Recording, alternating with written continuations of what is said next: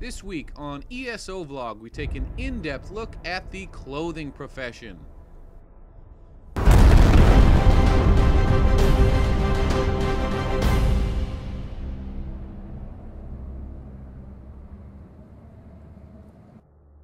Okay, before we get started, this guide is broken down into two parts. The video you are watching right now is a comprehensive tutorial designed for those who have very little experience with any Elder Scrolls crafting system. If you are a more experienced ESO crafter, or after having watched this video, in the bottom right hand corner is the link to part 2, the more advanced tutorial. In the advanced section, we cover things like the mathematical breakdown for more efficient leveling. With that, let's begin our basic overview. This is your default Clothier user interface, and it should be the first screen that you see when you click on the clothing station. In the top left-hand corner, you can see your current level and progress in the clothing profession. As you can see, this particular character is a total noob. Now, crafting in Elder Scrolls Online uses something called inspiration points. But inspiration points are functionally exactly the same as experience points, and we will be using those terms interchangeably throughout this video. As we slide over to the right, we see the 5 tabs that make up the clothing profession. The first tab is Refine, which, surprise, surprise, is used to refine raw materials into usable components. The next tab over is the Creation tab. This is where you will navigate the various selectors to put together the particular item you wish to create. Moving on to the Deconstruction tab. This is where you will break down already crafted items into their core components so that you can repurpose those raw materials. Sliding over, we reach the Improvement tab. This is where you will increase an item's overall quality and effectiveness. And finally, we get to Research. Research is the process where you learn how to apply magical properties to items you find or create in the game. So now that we've reviewed all of the tabs, let's get started. Well, crafting always starts with either refining raw materials into usable core components or deconstructing existing items back into those usable core components. Let's start with refining. Now, I want you to pay attention to my experience bar up here in the top left. Currently, I have 552 experience. I deconstructed an item off camera. Now, I'm about to refine raw materials, rawhide scraps. As I go ahead and refine this, I want you to pay attention to my experience bar. I just refined raw scraps. I gained no experience. You do not gain experience by refining raw materials. However, now let's go break down an existing item. I am going to break down these pair of pants, and again, watch my experience bar. You notice my experience bar moved. I actually dinged a level. There are only 2 ways to increase your skill level in Clothier. That is deconstructing the existing items, which we just showed, or creating new ones. Now, in our advanced video, we will go over the most efficient way to do that. Even though I've refined some rawhide and broken down a few items, I just don't have that many core components to start the crafting process. So I'm going to continue to break down items and gain some experience until I have enough of the items necessary to create new items. But we ran into a problem. These boots have a magical trait on them. If we look at these boots, their trait is called Infused, which increases armor enchantment effects by 11%.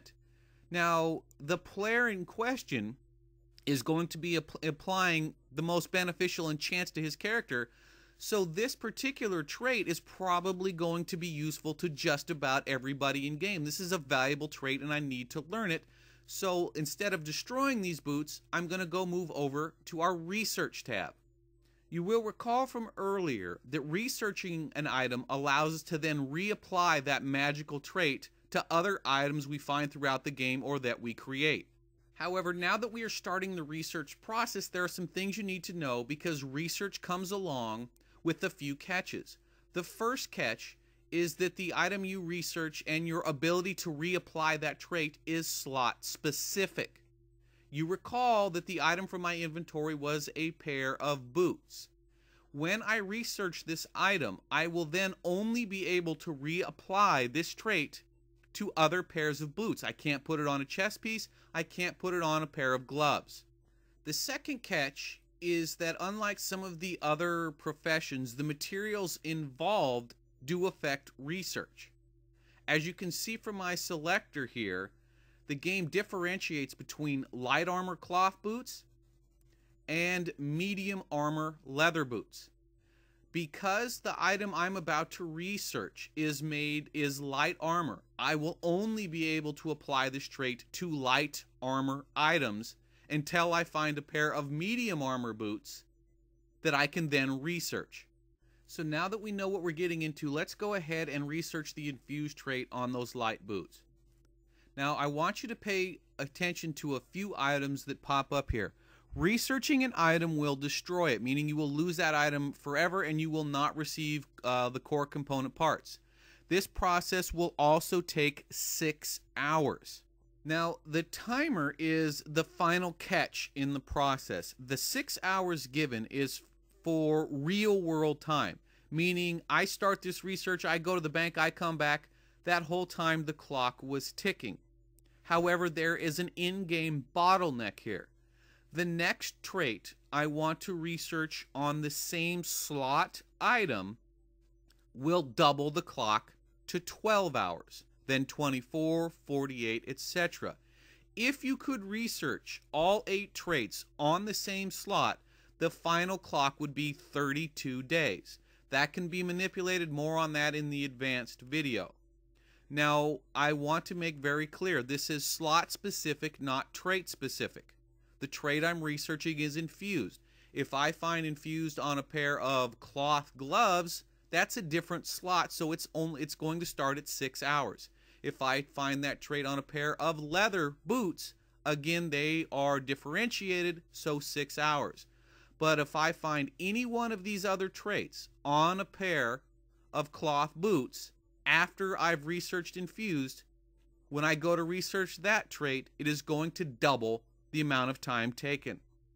Because the game is designed with crafters to be extremely important, and it is also designed to have this bottleneck, you want to keep your research clocks ticking for individual crafting professions as often as possible.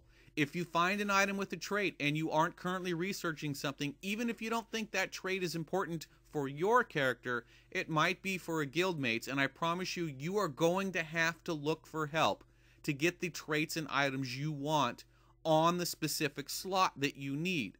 So keep those research clocks ticking on every one of the hard crafting professions. Okay, so let's go ahead now, destroy these boots, and start the research. As you can see, my clock has now moved over here on my research bar. Until this particular timer is done, I will not be able to research another trait. So we've deconstructed our already existing items for core components, we've refined our raw materials, and we've got our research clock ticking. It sounds like it's time to go ahead and start crafting. Now that we know that we're going to craft an item, we obviously need to decide what it is we're going to make. Well, we've got a pair of boots. We're researching a trait for a pair of boots, and we might be able to sell them with that trait on it. So let's go ahead and make ourselves a pair of cloth boots that we can add that trait to later. Now, we have our various selectors here. This is the item that you wish to make. This is the material that you wish to make it out of. This is the racial styling. When the game starts, you will only be able to craft items in your character's racial style.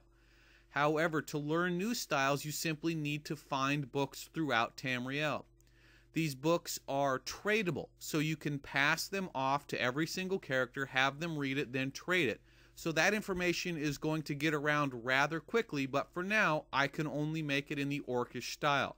You also have to have a racial style stone. These can be bought from vendors who are almost always standing next to your crafting table. And then finally, these are the traits. Well, I've just started researching my first trait, so I don't have anything that I can put on these boots yet. Once I do, there will be a selector here, and I will need a trait stone, much along the lines of the racial stone. As the game goes along, you will get more and more options throughout these selectors.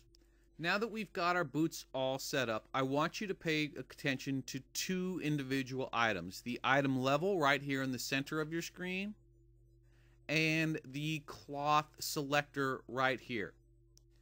Now what you can do is, to increase the item level and its overall effectiveness, you can actually add components, add materials to slowly increase the item level. You notice it went from level 1 all the way up to level 14. However, my item cost went from 5 pieces of cloth all the way to 11, and I can go back down again. Now, experience gained when crafting an item is based on item level, and this can be manipulated for efficiency purposes. More on that in the advanced video. So let's go ahead. We've got our boots selected, we've got the amount of cloth that we want to use, we've got our racial stones. How much experience do I have? It looks like I have 572 into level 3. So let's go ahead and create this item. Boom. Now this was a level 1 item. I don't anticipate it being, it gives me 631. So what was I at? 572. So that was about 60 XP I got there. Let's knock this up all the way up to level 14. By the way, you notice the level 14 is in red. This character is, I believe, level 11 or 12. If you are going to create a level 14 item, just because you can create it does not mean that you can wear it. You still have to meet the minimum level requirements. So now this is going to be a level 14 item. It's going to use, oh, you know what, I can't actually make it because I don't have enough cloth left.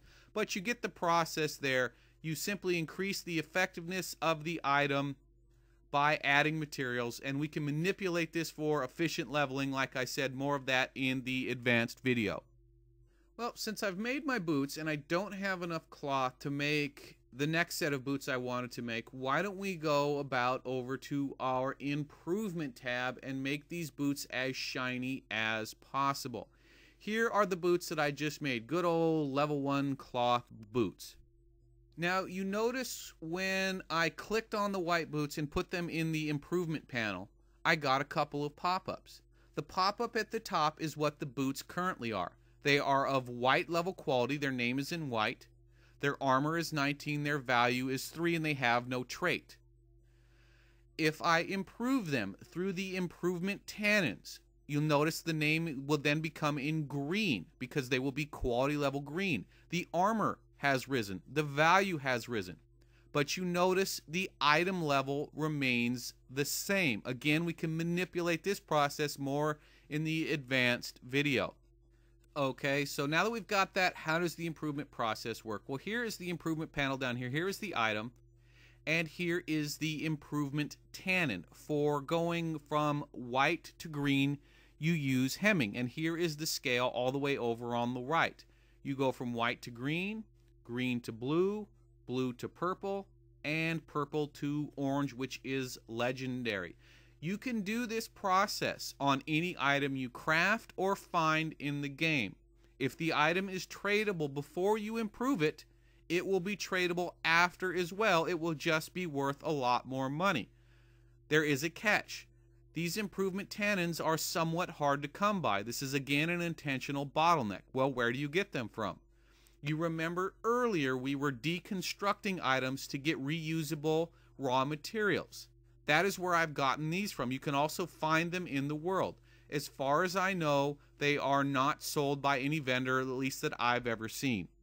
Now that leads you to an interesting decision. If you look at the bottom of your screen, your chance for success is 20%.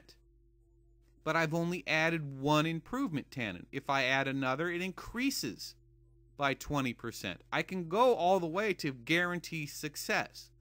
The problem is that consumes a lot of a resource that I can't necessarily get in abundance.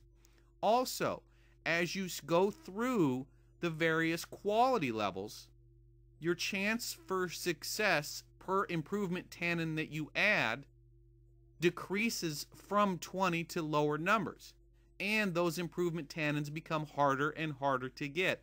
So you're definitely going to have to play a risk-reward game. So I am going to put this selector at 60%. And let's see if I come up winner or come up craps. If I fail, by the way, the item is destroyed and it's gone.